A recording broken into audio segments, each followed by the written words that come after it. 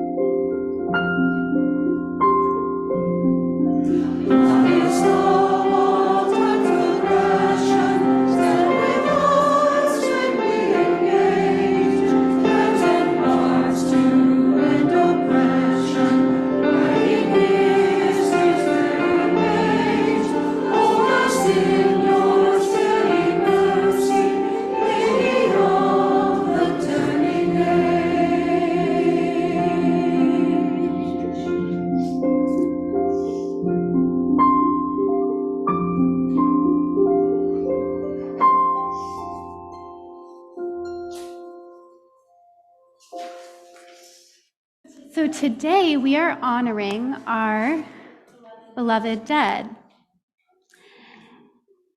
And there's something about that can sometimes be hard to understand. When we think about life and we think about death. When I was a young child, and I was about 5 or 6, my dad was very, very, very sick. It was very, very scary, because I didn't understand what was happening. And at that time, I thought that life and death was like a line. And that at some point, when you got to the end of the line, it was all gone. And that kind of seemed scary to me as a kid. But then as I grew up, and my father got a little better, but he still was sick for a very long time. And then I had some other people in my life pass away. Like my grandmother when I was a teenager. And then after that, I had my dog pass away. It was very sad. And then as I got older, I started to have some friends pass away, and that was very sad. And some of these people were not old. Some of these people were very, very young. But as I grew up, and I was an artist, I started to think of life a lot like art. That it's not a beginning and an end, end and it all goes away. It's a process. It's a cycle that we go through. So when I started to get older and I was in college and I was working with clay, the thing you have in your hand, I found sometimes life would look maybe like this perfect circle to me, this perfect sphere that I could shape in my hand. And then sometimes it would feel a little flat. And sometimes it would feel like things were pulling me apart inside. But then sometimes people would come along and they would say something, or I would share a story of someone I loved who is no longer with me, or I would comfort someone else who was going through the same kind of loss because we understood each other. And I found that that shape would just take a new form again, and that it never really went away. And this is how I like to think about my father, who's no longer here, or my friend Brandon, or my friend's daughter Eliza. I think about all these people, and I think that they're never gone, because still, all we're doing is taking new form and new shape. And sometimes we see those people in a bird in the sky, or a story from a friend, or maybe it's just a sunset that's so beautiful, or a song that we hear. So while we're honoring our beloved dead today, we're going to be lighting candles, because sometimes fire can remind us of spirit. So as we're lighting candles and we're honoring all of these people, I want you to just shape this clay however it feels, and think about all the people you love and all the people who maybe aren't in your life, all the animals maybe who aren't in your life, but then all the people who are here and all the people that are together, honoring all those people. So that is what you have in your hand today. And if you would like, you can come up with your parents to light a candle, if that's something you'd like to do. All right? Thank you, everyone.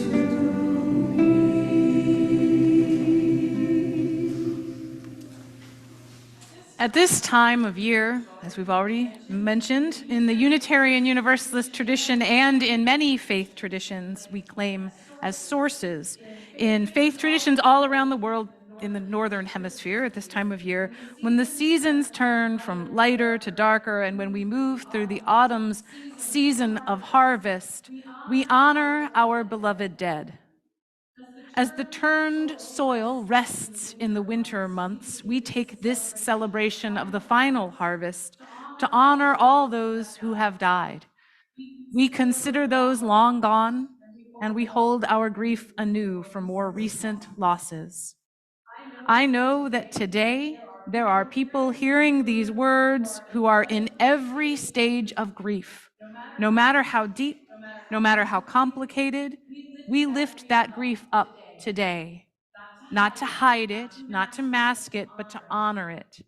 It is our right and our sacred duty to mourn our dead. So I will invite you into this ritual of remembrance. I'm going to ask Elizabeth to light the first candle from our chalice. We're going to have one candle in each bowl that is already lit when you come up here in these bowls of sand. There are plentiful candles here on the sides. And as Elizabeth noted, if you want to take that one, then light. As Elizabeth noted, we welcome folks of all ages to come up here. Littles, please come with your parents and ask for help. We'll be gentle and careful with these and honor our beloved dead. If you feel moved to do so during this time, please come up to the table and select a single candle to honor your dead.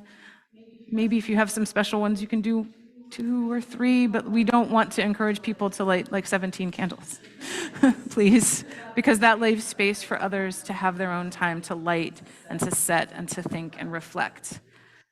And during this time, our choir is going to share this beautiful litany of names submitted by you. Please, if you missed a chance to have your loved one's name included, please send me a note and we will honor them next week during Matters of the Heart. Whether or not you choose to come forward to light a candle, I invite you to give your attention to the beauty of song and of the light that we build together out of our mourning.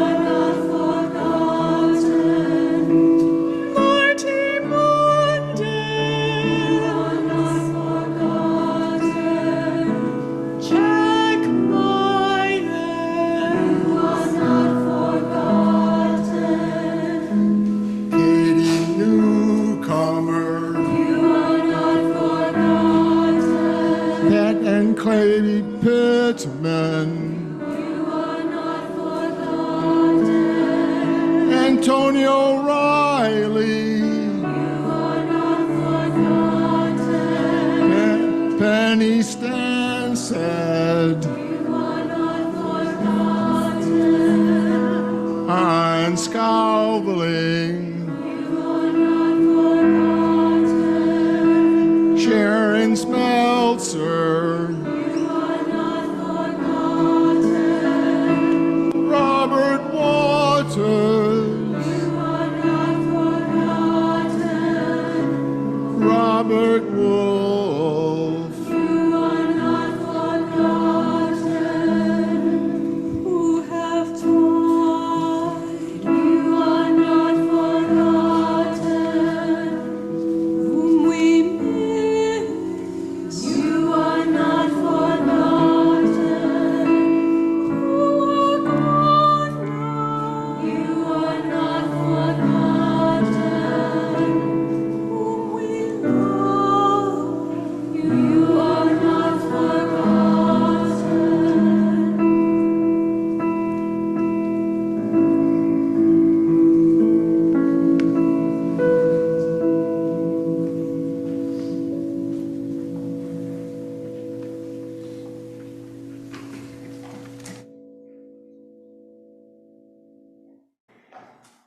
Our reading this morning is Do Not Make Grief Your God by Mahogany L. Brown. Instead, do not make grief your God. Instead, make it a cup of coffee, the espresso percolator wheezing on, the biggest eye of the stove. Consider the dress, line up every spark your own, and weep at its small finalities. Hold each piece of silk and cotton like the gone love, hero, heart. Name the garment, please. Give grief a name, then fold it, origami. Place it kindly in a home suitable for royal things. Text every contact in your cell phone. I love you, I love you, I love you, you. Try this same exercise with your email inbox, newsletter, spam, and such correspondence. Each item will bounce back with your declaration in the subject line. I love you, I love you, I love you, you. Glorious chant of remembrance, praise the ability to feel this deep. The goldfish, the grandparent, the ball player, the children detained, the spoiled water, the sewer spilt government, the son, the daughter, the bullet, the gift of ghosting, the promise of no more, the mother, the father, the empty womb, the empty heart, the desert branch throat clenching tightly, a name no one will speak. On the third day, pull yourself out of bed. Wake with a start. Can you feel death's bone milk? Good. This means you are among the living. Good. This means your heart is yours. Do not drink from the glass left next to the bed overnight. Do not drink from the glass of the unknown. Find fresh water. Find fresh water. Become fresh water. Pour into yourself. On the fourth day, when you wake, leave grief asleep if you can. If grief is already sitting upright on top of the duvet covers, next to your closet, on the nightstand, against the crowded windowsill, call it by the name you've crowned it. Grief will watch you make the bed and fluff the pillows with lavender oil. Invite grief for a walk. Remind it with a whisper. We all need fresh air. You and grief move soundless beneath the sun. You climb the stairs, past the puddles of dew and undisturbed dog piles. You and grief walk side by side, hands not touching, but feather wisp close. The light tips its full cup everywhere.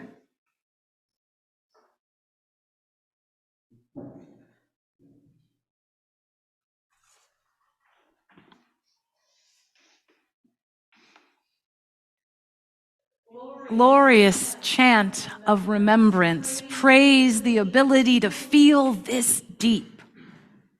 The goldfish, the grandparent, the ball player, the children detained, the spoiled water, the sewer spilt government, the son, the daughter, the bullet, the gift of ghosting, the promise of no more, the mother, the father, the empty womb, the empty heart, the desert branch throat clenching tightly, a name no one will speak. Oh, empty heart. We awake each morning to a world full of grief, brimming, utterly overflowing with grief. The hurting world stands ready, not just on our doorstep, but just beside our bed, always within reach, never far from memory, from reminder, from the din of loss. Oh, empty heart. Each week, we recite a litany. Here in this space, we name the cities that experienced a mass shooting. We sing the names of our beloved dead in our waking lives, in our sleeping lives. More litanies, all the loss, all the hurt, all the pain, all the suffering. More than weekly, daily. More than daily, hourly. When will it stop? Oh, empty heart. Do not make grief your God. Instead, make it a cup of coffee. Give it a name. Be gentle with your grief as it resides outside of you, a heavy presence. Be gentle with yourself as your grief resides within you, filling those corners you had forgotten about or denied. Oh, gentle heart. Remember, your heart is not empty. An empty heart is a still heart. A still heart does not move, cannot grieve, yes, but also cannot soar with joy. On the third day, pull yourself out of bed. Wake with a start. Can you feel death's bone milk? Good. This means you are among the living. Good. This means your heart is yours. Your heart is yours. When you feel your heart lifting with the spirit of the song, when you weep at a small loss or an enormous one, when you laugh from deep below your heart down into your belly, when nostalgia grips you after two notes of a song that belonged to a whole other you. All these possessions, all these feelings, they are yours.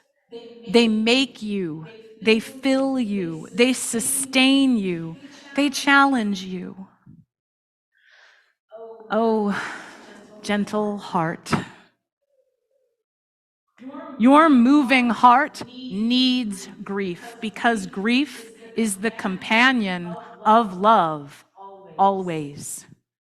When grief is beside you, when grief is inside you, it is always seeking its home within your loving heart. Oh, moving, loving, living heart. Invite grief for a walk. Remind it with a whisper, we all need fresh air. You and grief move soundless beneath the sun. You climb the stairs past the puddles of dew and undisturbed dog crap. You and grief walk side by side, hands not touching but feather wisp close. The light tips its full cup everywhere. The poet, beloveds, did not write dog piles or dog crap. There was another word there that I will leave to your imagination. But this is the reality of the world where grief enters, the necessary companion to love for mortal creatures such as we.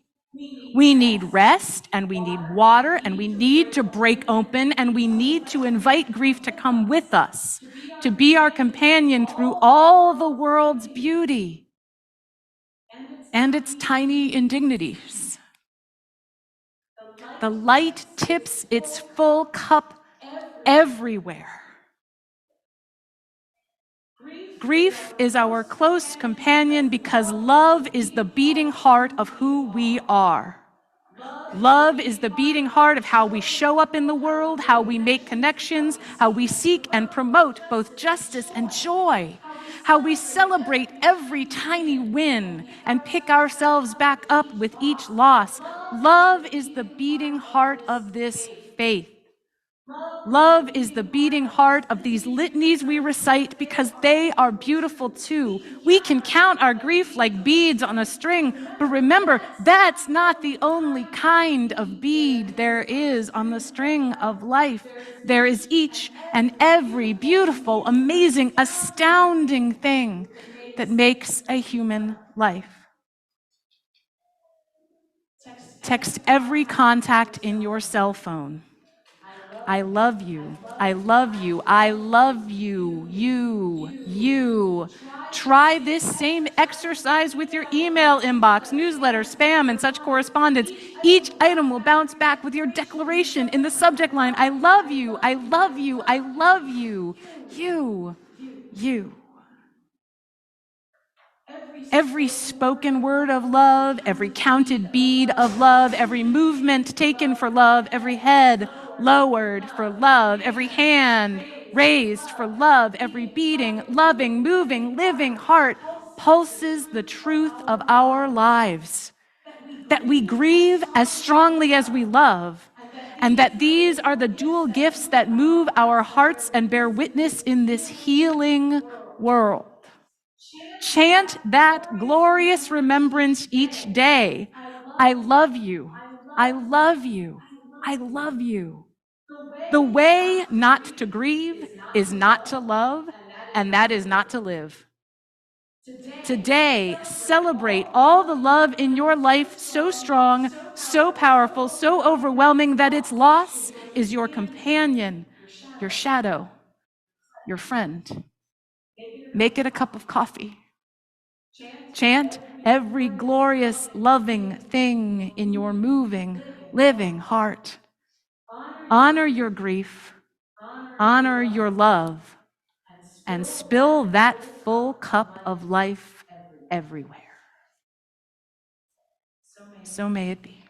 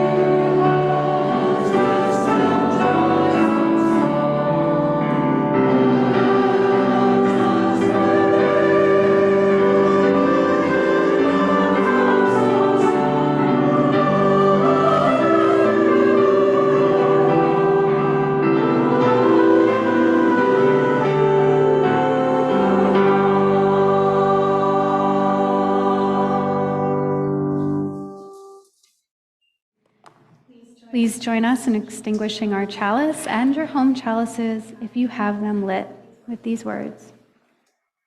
We extinguish this flame, but not the light of truth, the warmth of community, or the fire of commitment. These we carry in our hearts until we are together again. Grief is the companion to love. Walk with it.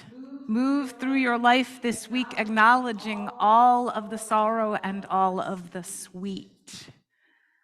Coming up on that week, we have done Samhain, All Saints' Day, All Souls' Day, Day of the Dead. This time of celebration as well as mourning, because life is full of each.